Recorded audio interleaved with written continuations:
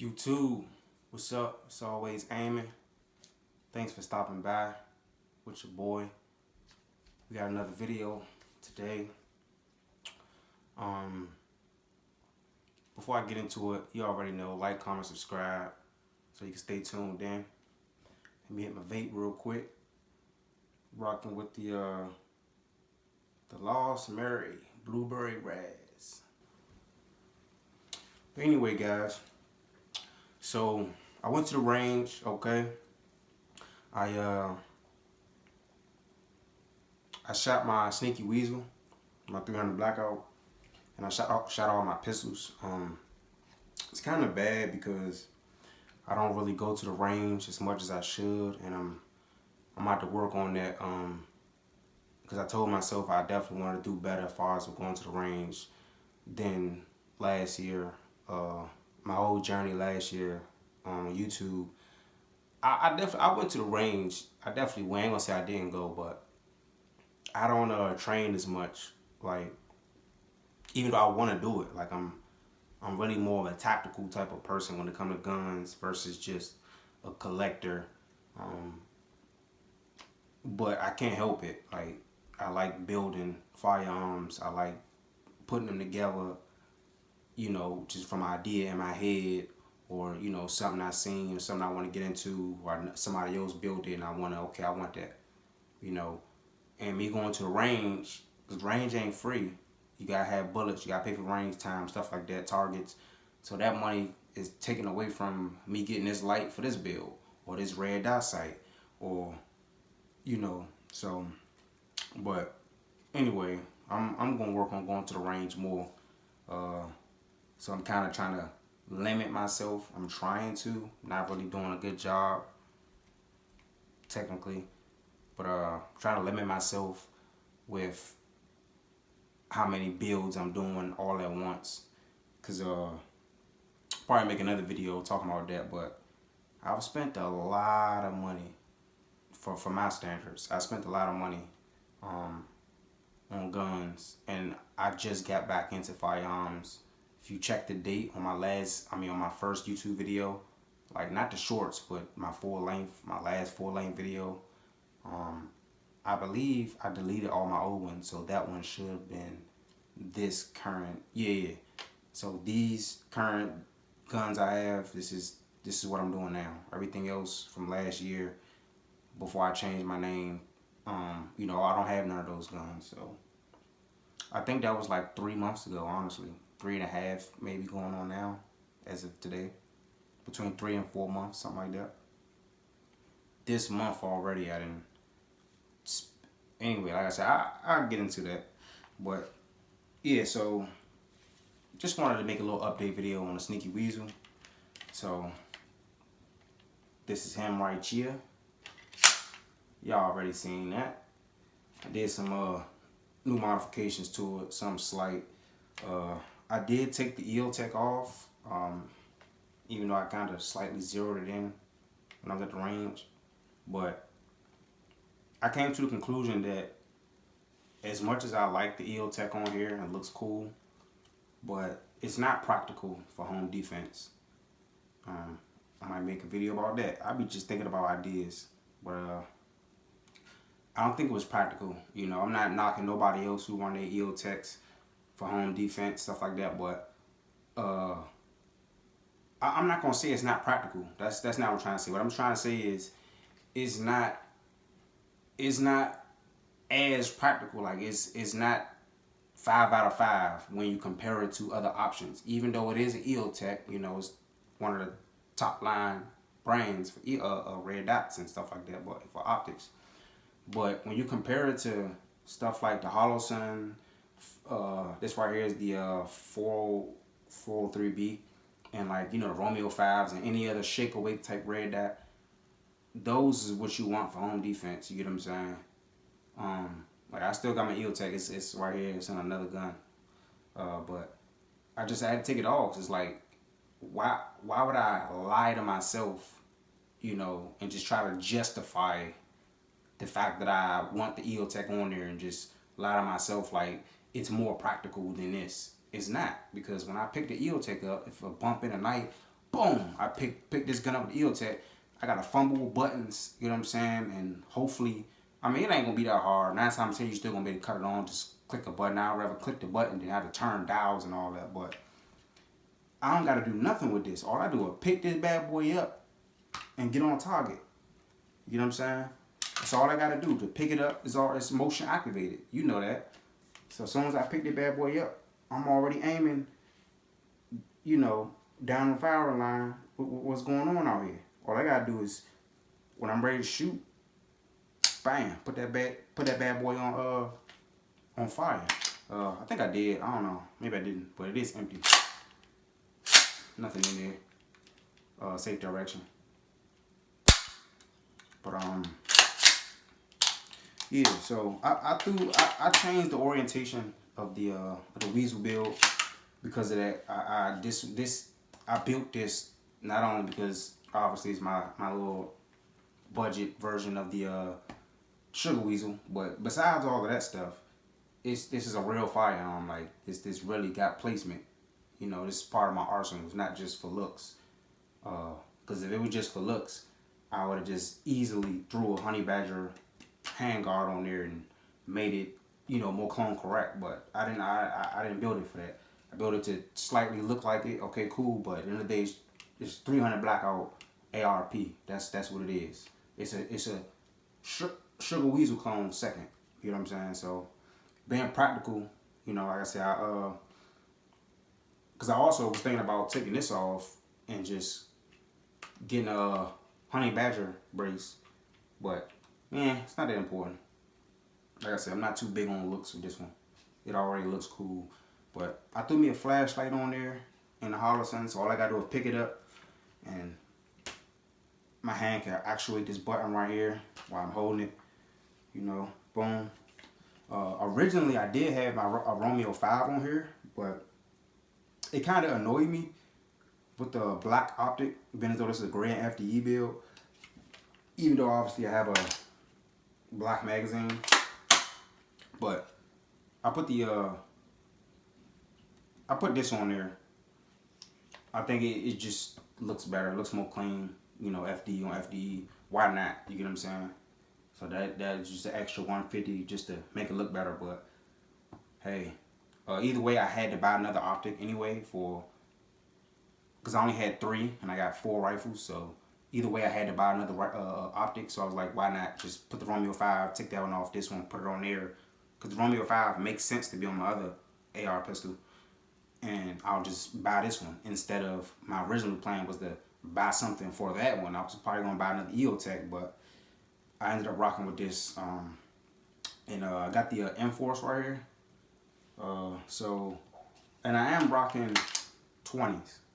I don't like anything more than 20s on my 300 blackouts, because for one, this thing is very lightweight. Like, it's very pointable. I mean, one hand, I barely feel the weight. It's very easy to boom, boom, get on target, maneuver around. It's very light. I'm not sure. I need to buy a scale, but I think I did good. Because obviously, Q's products and, you know, 300 blackouts, Q and Noveski and stuff like that, they're known for having light setups. I'm not sure about the Noveski, but obviously we know Q, they big on lightweight, so this is pretty light.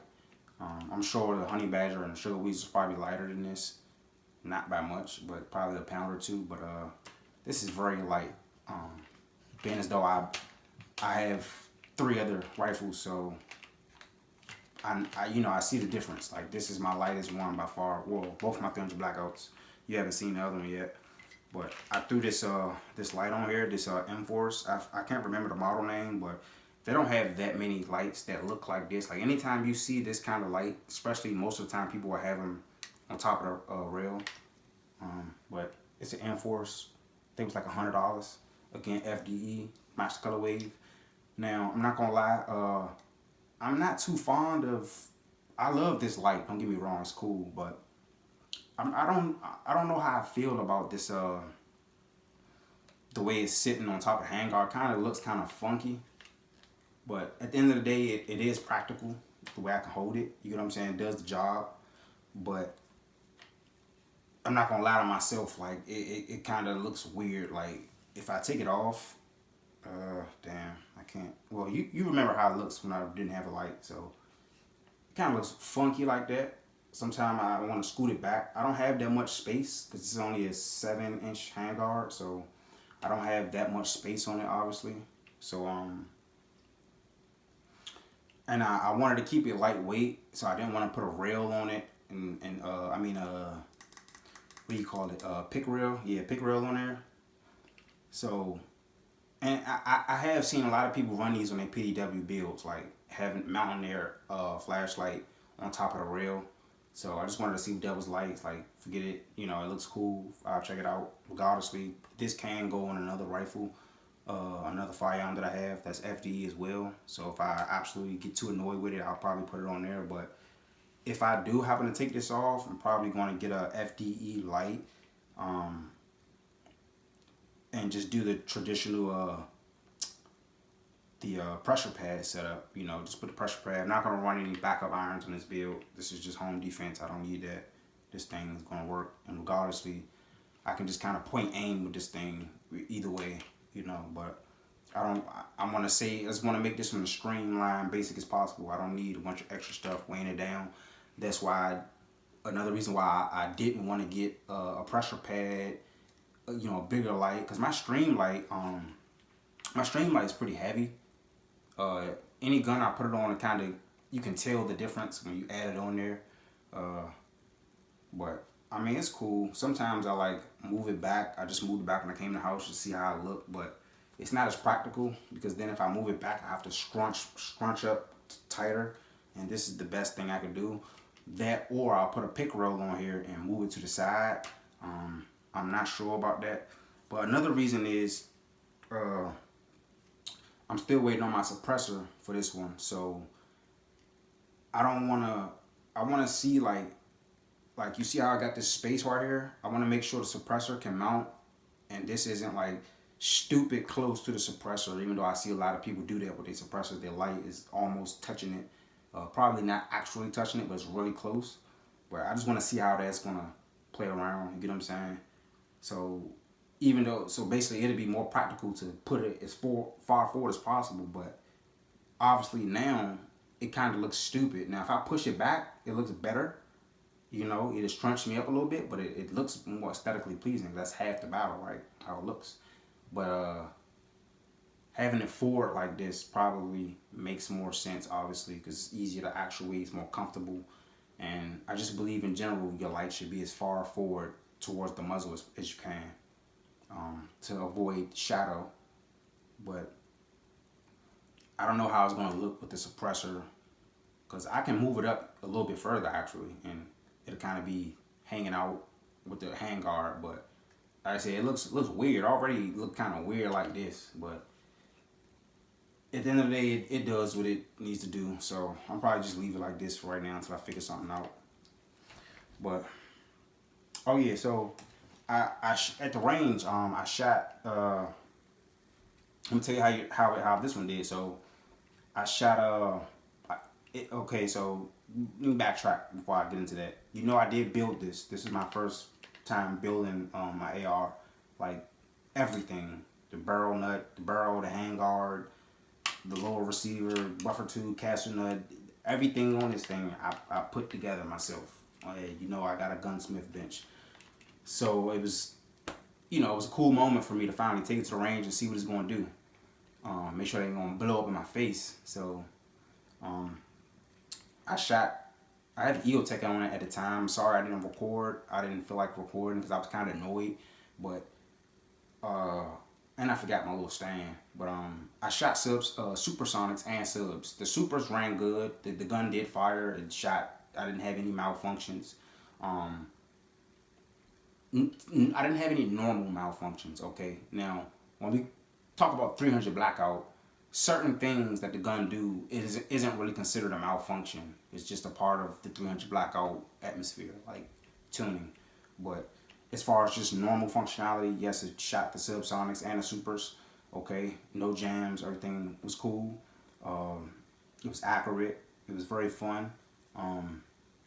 even without, I didn't get to use my suppressor, even though my suppressor was at that gun store, was at there, but my dumb ass forgot that I already put the brake on there.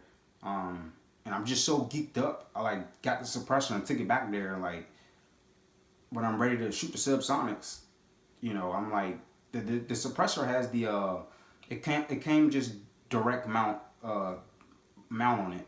So just mount it, like you don't need a brake, you don't take a brake, you just go straight in the barrel. So I forgot that I had the brake on there. So when I'm putting the subsonic magazine in there, you know, I'm aiming in, I'm ready. All right, let me go ahead and put my suppressor on. But I got the gun like aiming down here, just like geeked up, ready to pull the trigger, and I'm just like going like that. But I'm like smacking the suppressor on it, like what the fuck's going on? Why is it not going on the damn barrel? And I look, I'm like, oh shit, I got the fucking brake on there. And the brake has to be partnered with the mount from the same company. So this is a Reardon, I think it's SVP. And the mount I got for it is a Reardon mount that goes in the suppressor. So everything can be screwed together. But I have to take the suppressor home to mount it. I probably can put it on. Yeah, I probably could bring the mount and put it in the can. But I want to kind of like check alignment, bore alignment, and just make sure everything's tightened down and everything how it's supposed to be before I just kind of hand tighten it. I don't even know if I can even get the mount off that's in there without the tools. So I don't know. Just guys keep being patient, but it did fire the supersonics. Now the subsonics, obviously I was shooting unsuppressed. The subsonics shot, but they didn't cycle.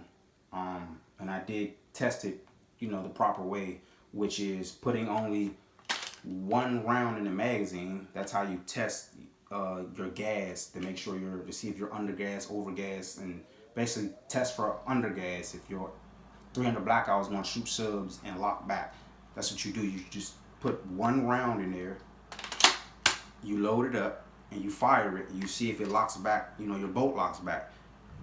It shot it, but it didn't lock back. And I did it. I shot like 7 rounds, maybe. Of course, those subsonics, I had to stop shooting obviously because the subsonics that I have are self-defense ammo.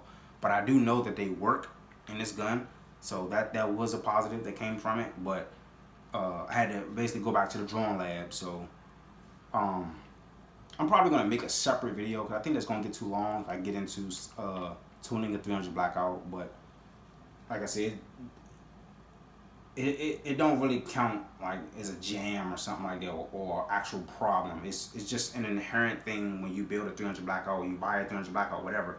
This could be a real honey badger and it would still have that problem. You would not have a suppressor on it and think you about to shoot a subsonic round and it's not going to lock the bolt back. It's not going to eject a round. It's not going to cycle another one. I think it was ejecting, actually. I should have recorded it because I forgot now, because that's actually an important thing. I think it was ejecting it, but it wasn't locking it back.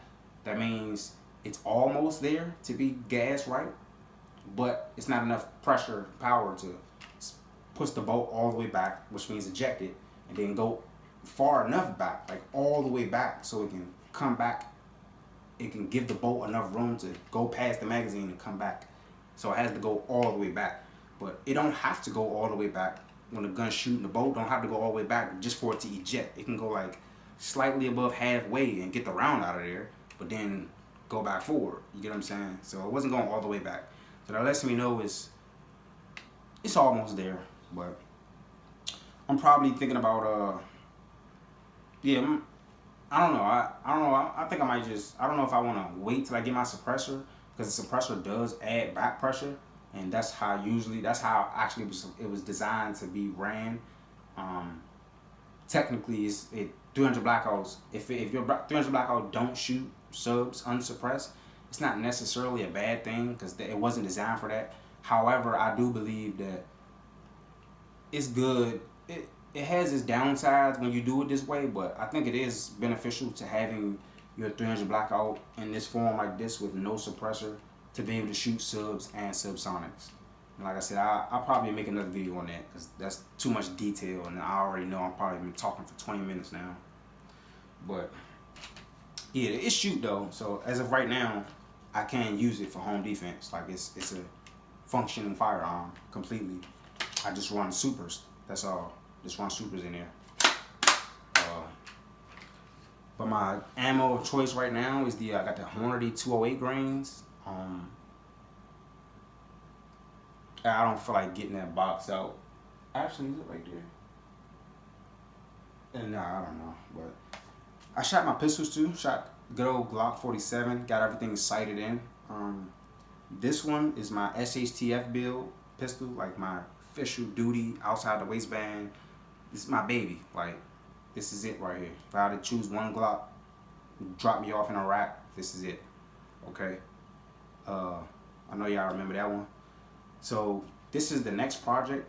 Well, I'm working on a lot of stuff at once, but I'm about to put more concentration in this. Because I've been neglecting my pistols for a while. I actually supposed to have been bought another pistol, but I've been concentrating on these rifles. But Glock 47 did well. Everything shot. All my Glocks shot. Everything shot well. Everything sighted in. Everything works. This one fucking battery died. I left it on. But I got it sighted in. PB3 did fine. Nothing loosened up. This thing shoots beautifully. That 47. I love this thing. But I'm about to put some work into this and finish it. It's not finished. I got some more aesthetic things I want to do to it. I'm going to be getting a mag wheel, blah, blah, blah. Some more stuff. But everything shot. I had fun. I haven't went to range in a long time. I'm proud of myself for building the Weasel. But like I said, I don't know which direction I want to go. If I want to just wait, because I'm probably going to be getting my suppressor probably within the next 2 to 3 weeks. It's already been about 2 weeks now, so any day now I should be about to get my suppressors. I bought 2, by the way. You only know of one that's going on here, but I got a whole nother pistol that's going to be suppressed.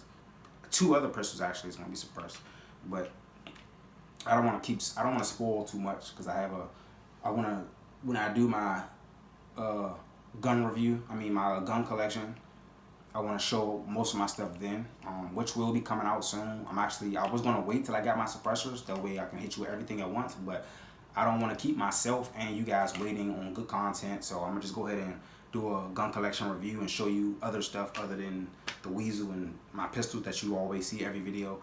I do have other firearms that I haven't shown you guys at all, but it's a surprise. Like, you don't want to miss it.